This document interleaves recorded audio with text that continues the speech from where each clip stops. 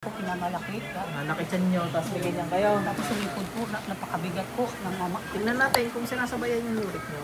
Pag may uric, talagang mabigat ang kaparamdam niyan pag mataas. Oo, uric to. Oo, ititignan natin nga kung may kulang. Pikit lang ho kayo.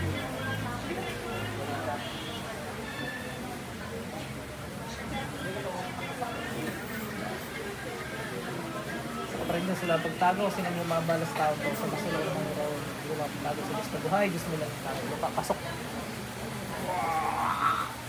Tanggalin mo ginawa mo dyan, bilis. Kaya pala kung ano nararamdaman nito. Gamitin mo to. Alisin mo ginawa mo. Alisin mo lahat ng ginawa mo. Pagpagin mo yan.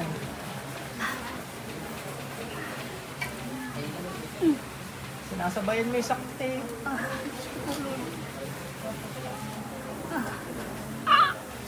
Tawag ka pa kay Lord ah. Sino ba Lord mo?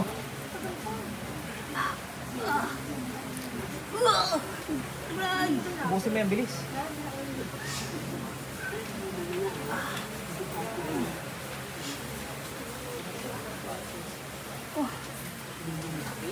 Sasagot ka sa tanong ko ha? Opo. Ba't mo kinulam yan? Ba't mo kinulam? Nainggit ka nagagalit?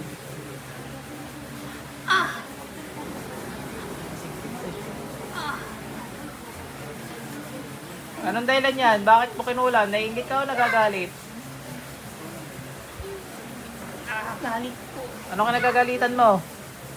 Bilisan mo habang nagtatanggal ka, mag-usap tayo. Kasi po, ano, tawag ito. Dati magandang katawan yan. O, ba't ka nagalit? Ay, nainggit po na ano. Dahil yan ay nagbibigay po. Ang laki ng katawan yan. Nainggit ka? Oo. Ang laki-laki na. Ang laki-laki na Bilisan mo, katawan. tanggalin mo lahat yan. Bilis, bilis, bilis. Gusto ko gagalit. Walang niya ka.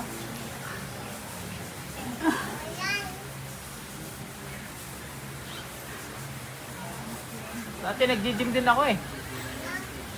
Pikit, pikit. Nagigising talaga si Sir. Pasok.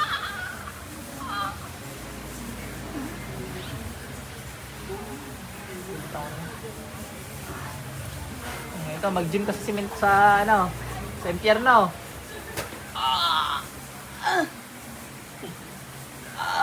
Sa impyerno ka mag-gym. Pasok sa impyerno. Sir, balik. Asan tubig mo, Sir? Nandun po. Baka tubig. Nandun po. Hindi ko kanina po. Hindi, makakalakad ka na. Tayo ka. Oh. Lakad ka. Tayo. Ano? Gulat ka, no? Inom mo lang ako sila. Sige, ganun ka.